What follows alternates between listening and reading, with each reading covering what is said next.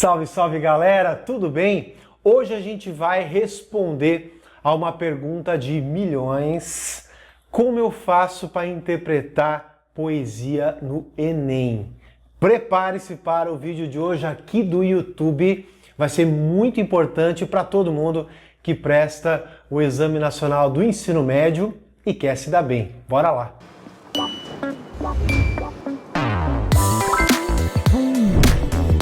A primeira coisa a se pensar é a diferença entre compreensão e interpretação.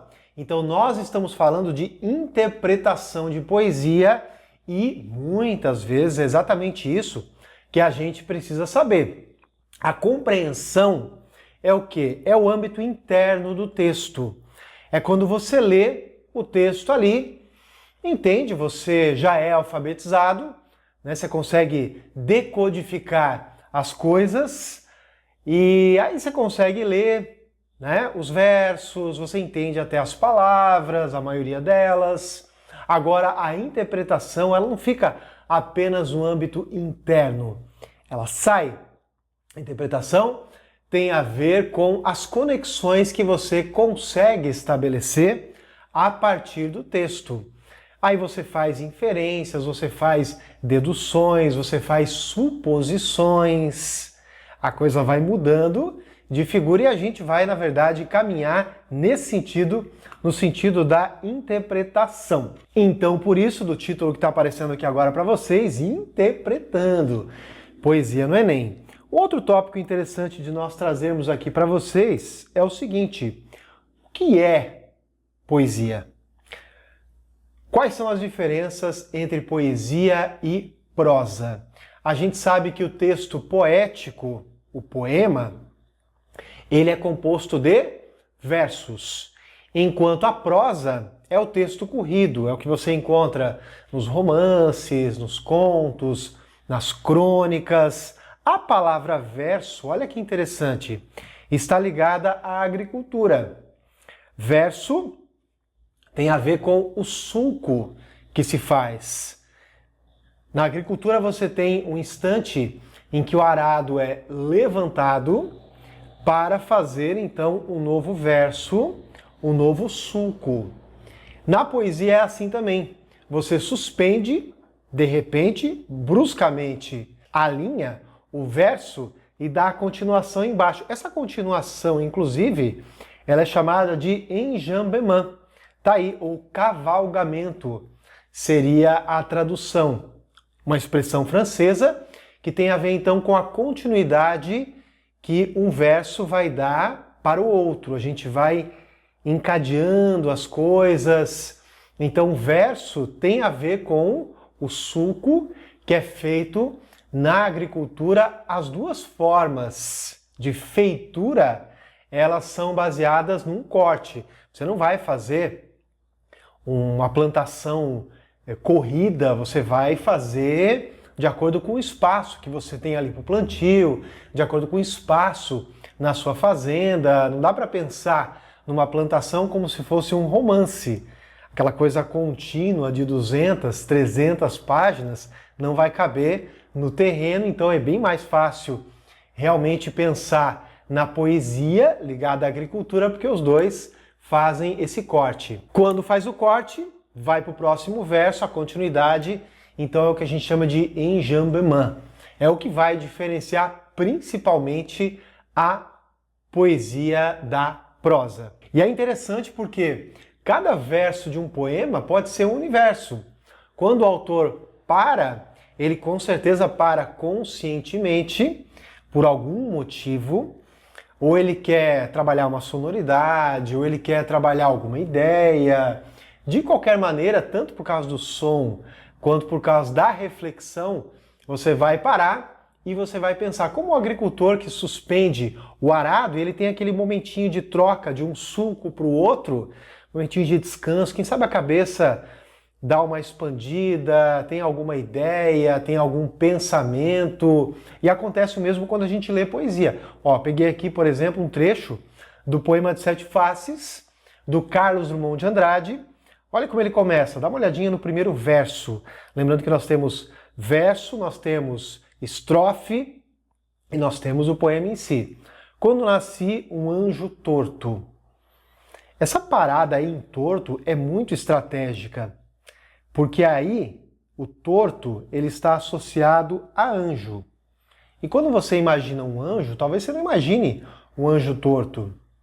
Anjo é um ser celestial, elevado. E olha a sequência, desses que vivem na sombra.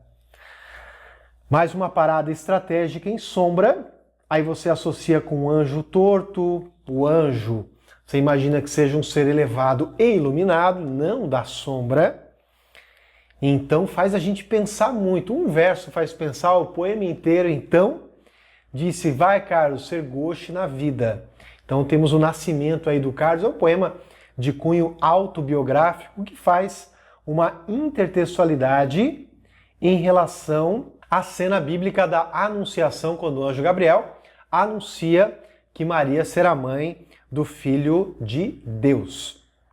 Porém, nem de longe é que o nosso narrador está se sentindo um filho de Deus. Ele é bastante deixado de lado, segundo ele mesmo, vive muito isolado. Ele até fala aqui em abandono até mesmo de Deus.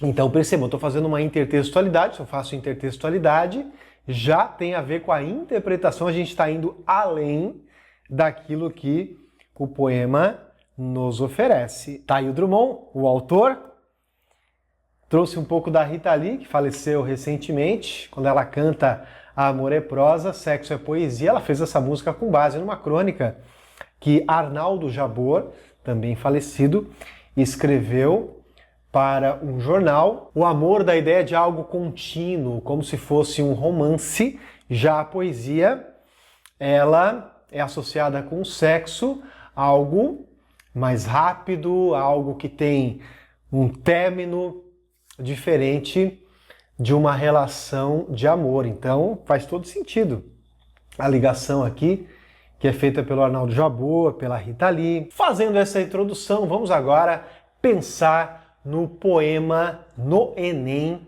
Você vai encontrar alguns, uns 6, 7 poemas na prova de linguagens. Quando você encontrar, eu bolei aqui para você um passo a passo. O que você deve fazer com um poema na sua frente? Olha só, hein? Você só vai ver isso aqui no nosso canal. Primeiro, ter em mente que o poema quer contar uma história. Não precisa ficar assustado com o poema. Assim como qualquer outro texto, ele quer te contar uma história. Essa história vai ser transmitida através de palavras, só que vai ser num formato diferente. Normalmente a poesia é mais rápida, é uma literatura mais concentrada. Eu costumo chamar de literatura de alta rotação. Vai te contar, só que as palavras elas são escolhidas com muito critério. Às vezes num romance você tem lá muitas frases que nem são conotativas, nem é linguagem artística. Bentinho sai de sua casa, passa pelo muro e vai até a casa de Capitu. Um texto denotativo. O romance tem essa possibilidade. São muitas páginas para desenvolver e a poesia não, ela já chega chegando, já vem aí com uma sonoridade, já vem com uma metáfora, com outra figura de linguagem qualquer. De qualquer maneira, a gente tem que ficar atento para a história que o texto está contando. Depois, observar a estrutura. Eu costumo dizer que você já está lendo o texto antes de ler. Qualquer texto. Você já bateu o olho na estrutura. A estrutura é importante para qualquer gênero literário, especialmente para poesia. A poesia ela pensa muito na questão estrutural, então é um soneto, não é, sabe? Os primeiros versos são mais longos por algum motivo, os últimos são mais curtos. Então tem todo um pensamento, né, em relação ao visual do texto e você, antes de ler, já está lendo, já está olhando a estrutura dele. 3. Observar o autor. Claro, é muito importante você dar uma olhadinha antes de fazer qualquer coisa em relação à questão, aquela olhada no autor. Então é Olavo Bilac? Opa, se é Olavo Bilac, é bem provável que seja um soneto. Seja aquela forma fixa, clássica de fazer poesia. Ou é Oswald de Andrade?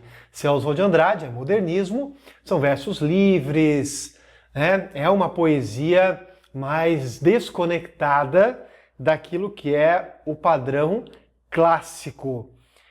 Então você vai apelar para o seu repertório em termos de história da literatura, em termos de contexto estético, que são as escolas literárias. Aí você vai ao encontro, inclusive, da competência diária 5 da prova de linguagens, que é, entre outras coisas, entender o texto dentro do seu contexto. Depois você vai ler o enunciado, antes mesmo de ler o poema. Professor, peraí, você é professor de literatura? Não vai me incentivar a ler o texto? Claro que sim, sempre vou incentivar. Só que a prova do Enem é uma prova em que o fator tempo é muito importante.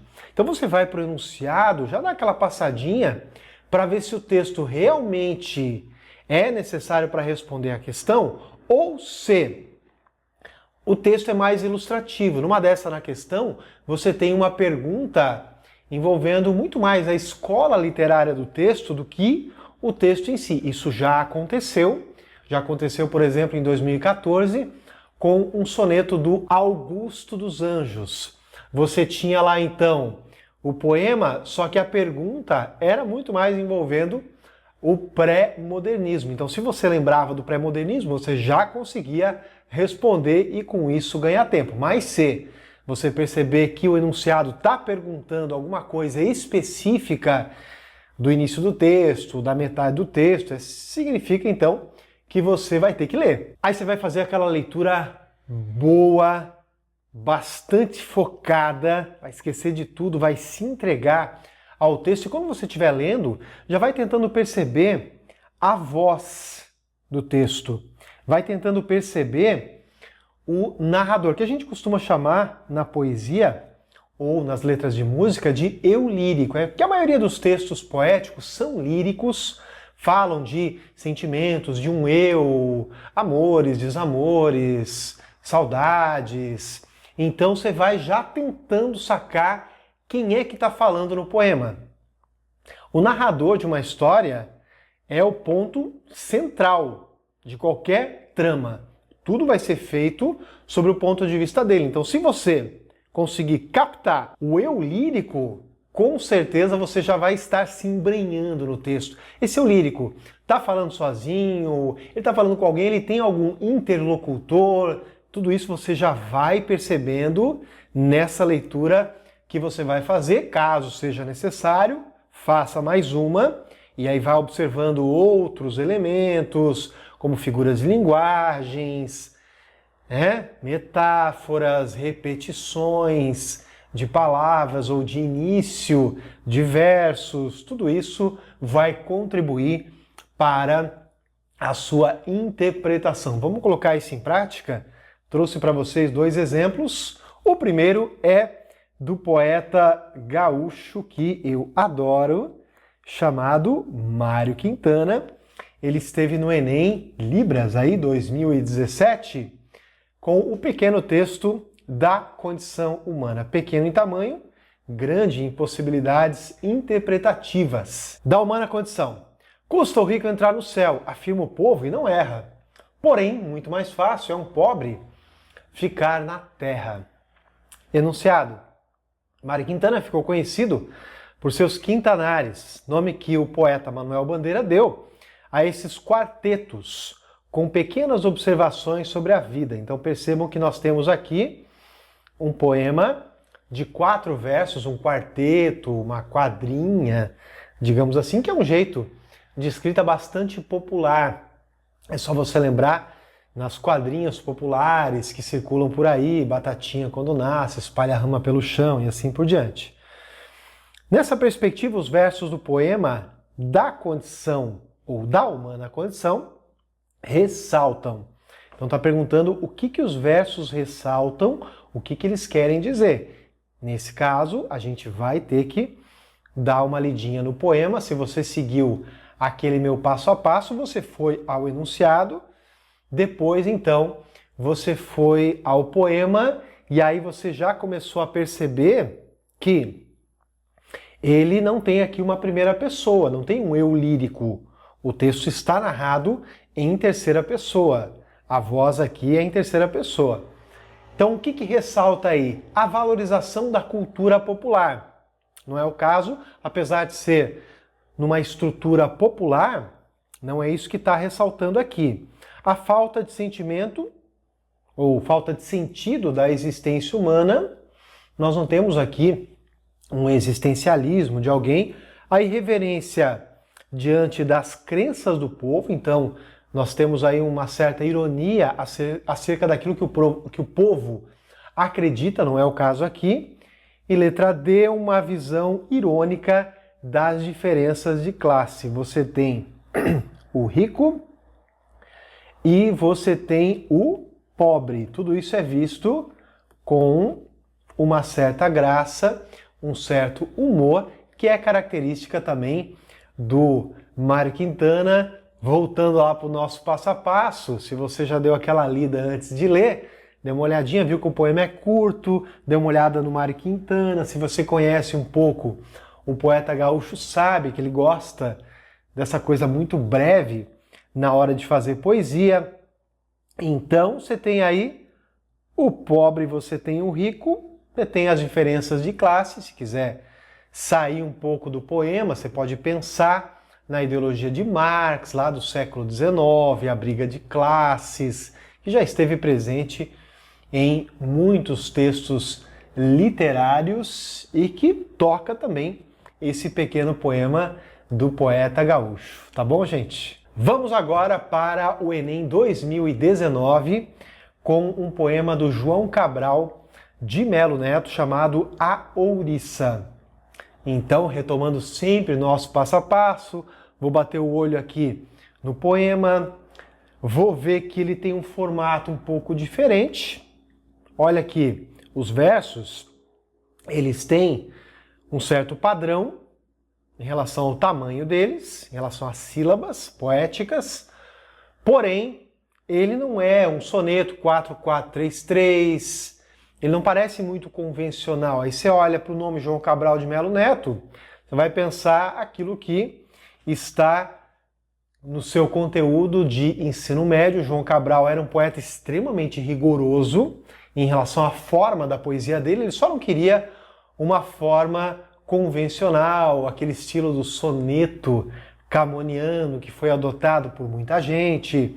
Então ele não queria também, ele não vai ter uma rima convencional daquele estilo A, B, nem versos todos decassílabos. Ele trabalha com 7, com 8 sílabas poéticas, com aquilo que é incomum. Outra coisa, o João Cabral, ele gosta de estimular os sentimentos nos seus leitores de um jeito que é muito peculiar dele. Ele usa coisas concretas, objetos, mesa, pedra, faca. Aqui nós temos uma ouriça. São, na verdade, coisas concretas e ou incomuns. Então é a partir desse universo, poucos poetas fazem isso, é que ele vai, então, estimular as sensações, os sentimentos, as emoções nos leitores. É uma poesia complexa, que com certeza faz a gente pensar. Se a gente for para o enunciado antes de ler, olha só, com apuro formal, o poema tece um conjunto semântico que metaforiza a atitude feminina de.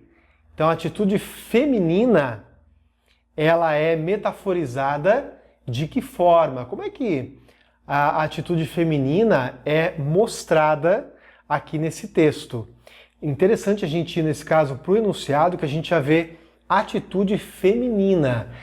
Se fala em atitude feminina, fala do universo da mulher. É muito importante isso para a nossa interpretação, vai ajudar bastante, porque você volta aqui e vê a ouriça. Então você já pode pensar, a ouriça aqui está representando uma figura feminina, uma mulher. A gente normalmente vê ouriço, ouriço do mar, ouriço da terra. Uma ouriça a gente não vê, é algo incomum. E é algo aqui que está associado a mulher, a postura feminina. Vamos dar uma olhadinha? Se o de longe esboça lhe chegar perto, se fecha convexo integral de esfera. Seriça bélica e multi-espinhenta. Esfera, espinho, se ouriça à espera. Mas não passiva, como ouriço na loca, nem só defensiva, como seriça o gato, sim agressiva, como jamais o ouriço. Do agressivo capaz de bote, de salto, não do salto para trás, como o gato, mas aquele de salto para o assalto. Se o de longe ele chega em de longe, de esfera aos espinhos, ele se desouriça. Reconverte o metal hermético e armado na carne de antes, côncava e propícia, e as molas felinas para o assalto, nas molas em espiral para o abraço. Eu acho maravilhoso esse poema do João Cabral, que está presente no livro A Educação pela Pedra, que é um livro que tem muito apuro, muita preocupação formal, como a gente viu também ali no enunciado. Então nós temos aqui duas facetas da ouriça ou da mulher. E aí, a partir disso, a gente vai ter a resposta. Ela pode usar os seus espinhos para machucar, e aí não vai ser como o ouriço, porque o ouriço ele é passivo. E não é assim que a ouriça vai fazer. Ela é agressiva, ela salta não para trás, ela não fica estática, igual o ouriço, e nem salta para trás, como o gato, que tem lá suas garras. Ela vai dar o salto para cima, é o salto para o assalto, do assaltante que dá o bote. Agora, ela pode também ter um outro lado, aí vem a parte 2 do poema. Esses espinhos, eles podem virar um espiral, uma mola. E aí, em vez de repelir, ele vai atrair. Ele vai atrair em um abraço. E a mesma intensidade da repelência será para a aproximação, para o abraço. Então nós temos aí duas posturas femininas, o distanciamento e a aproximação, dependendo da situação. Muito bonito.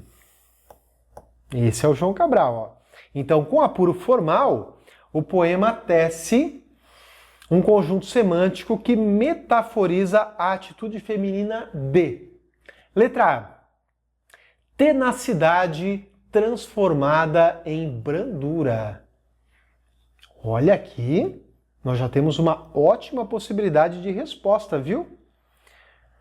A tenacidade, a dureza, a aspereza, que pode ser transformada em brandura, em suavidade. E com certeza isso a gente encontra no poema primeira estrofe, segunda estrofe, essa já é a nossa resposta. Tá bom, gente? A poesia não é lá um tipo de literatura muito acessível, exige mais o leitor por ser mais concentrada, mas também quando a gente consegue entrar nela, eu costumo dizer que é mais ou menos como tirar água de pedra. É difícil, mas a água que sai de lá é a mais agradável que existe. Tá bom, minha gente? Então, muito obrigado e até a próxima!